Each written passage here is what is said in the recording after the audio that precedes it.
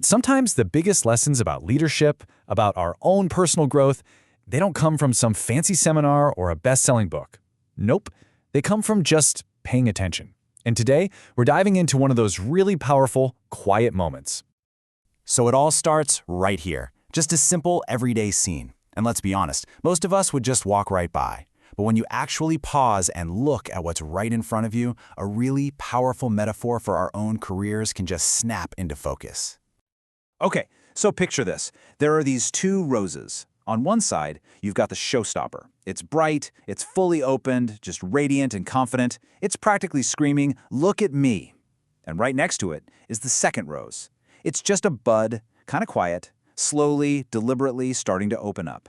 It's in no hurry at all. It's on its own schedule. And this is the light bulb moment. They're growing from the exact same plant, getting the same amount of sunlight, the same water. Everything is identical. The only difference? Their timing. And that one simple observation, well, that's the key to everything we're about to get into. So, A Tale of Two Roses. It's a nice story, but what in the world does this have to do with our careers? Well, a lot, actually. Because this isn't really about flowers, is it? It's about us. Here's the core lesson, right here. People, teams, entire careers, they all have their own unique rhythm. Some people just shoot up, They're the fast risers, the ones who seem to have it all figured out from day one. But others, they take their time. They're busy building a strong foundation, growing deep roots before you ever see them bloom. And you know what? So often, it's those slow bloomers who turn out to be the strongest of all. Now this idea, it kind of clashes with our modern work culture, doesn't it? We're always told our career is a race, a ladder to be climbed as fast as possible. But what if that's the wrong metaphor? What if it's not a race, but a garden? Let's dig into that. For anybody out there in a leadership role, this is huge. Your job is not to stand over the rosebud and yell at it to open faster. I mean, that sounds ridiculous, right? You can't force growth.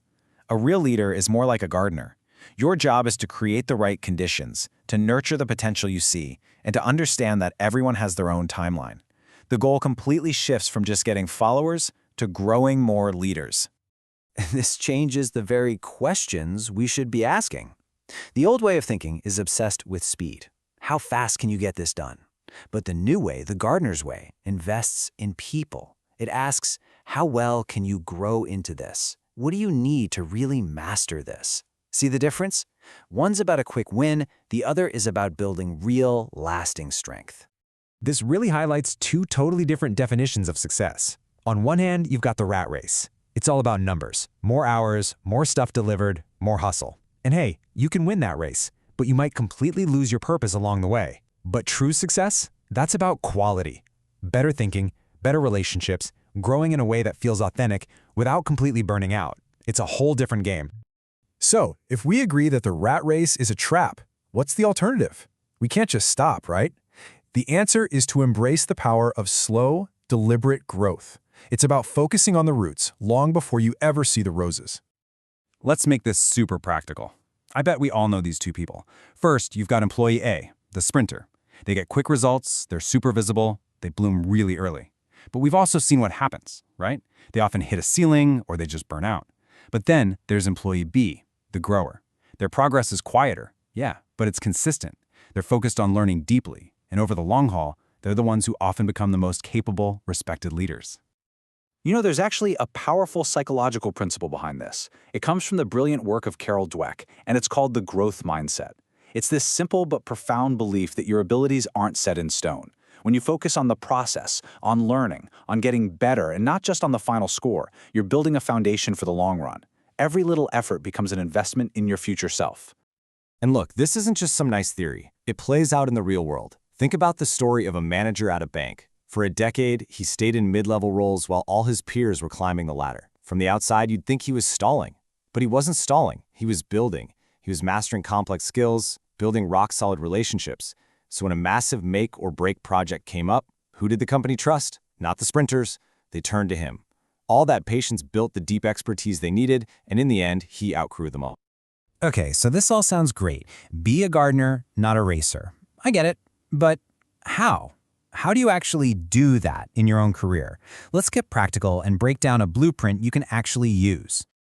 Here are 5 steps to get you started. Step 1, and this is a big one, define your own timeline. Stop looking at everyone else's.